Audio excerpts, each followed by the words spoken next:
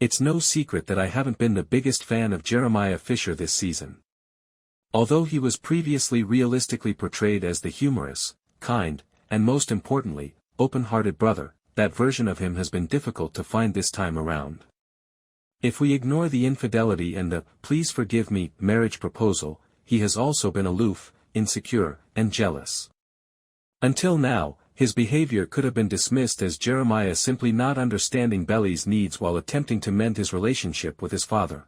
After all, he is in his early 20s, who has it all figured out at that age. However, Jeremiah's possessiveness comes to the fore in episode 7 of season 3 of The Summer I Turned Pretty to an almost ridiculous extent. I must give Gavin Casalegno the credit. His connection with co-star Lola Tung has never really convinced me, but his acting in this episode effectively highlights Jeremiah's worst traits. The scene where he briefly converses with Conrad during the bachelor celebration bar crawl makes this particularly clear. Importantly, this occurs prior to Conrad learning of Jeremiah's affair in Cabo. This scene's script is excellent. The way Jeremiah converts Conrad's caring for Belly into Belly's new duty is cruel and terrible, and the way he talks to his brother and effectively claims Belly as his family is tyrannical. Casalegno's body language, the phony smile, and even the expression in his eyes make the script unsettling, almost frightening. From the start, Conrad and Jeremiah have been antagonists. However, more than ever before, Jeremiah is portrayed in this episode and Casalegno's performance as a vulture rather than a potential love interest for Belly. The 7th episode of season 3 of The Summer I Turned Pretty, Last Hurrah, doesn't reveal any unexpected plot points, but it does reveal most of the truth. After all, there's no better occasion than your bachelor or bachelorette party to get wasted and face your secrets. Belly's suppressed affections for Conrad are nearly enough to keep her sober when she takes a couple impulsive tequila shots. Because we haven't heard anything about Jeremiah's "we were on a break" cheating since episode 3, I've been annoyed by the lack of recognition of it this season. But the authors of The Summer I Turned Pretty and Jenny Han were the ones I should have believed. They are really skilled at revealing a secret at the ideal dramatic time. Everything now makes sense to Conrad when he hears Jeremiah, Redbird, Tanner Zagarino, and their frat pals excitedly talking about Jeremiah's illegal spring break get-together. Conrad has an opportunity to reveal his affections for Belly all of a sudden. After what Jeremiah had done, how could she really be content with him? Since the start of the season, I've been asking myself that same question every week. We could now examine Conrad Fisher's proclamation of love in the moonlight in great detail. In summary, you could really feel the pain underlying Bryony's words, and his performance was heartbreaking.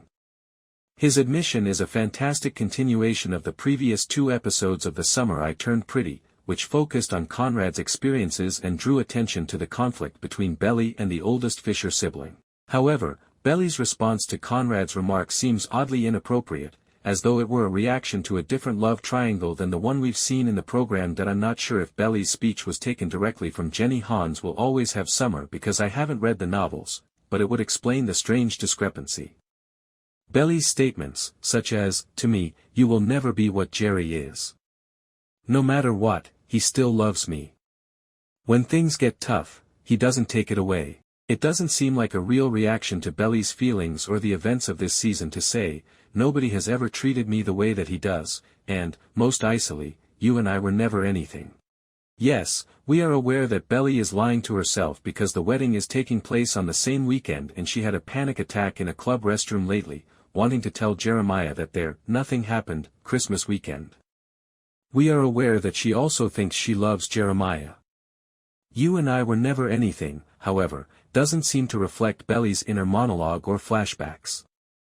And could she really think that Conrad doesn't take away his love when things get hard, when he reminds her of what Jeremiah did in Cabo? Remember how he didn't speak to her for a year between the events of seasons 1 and 2?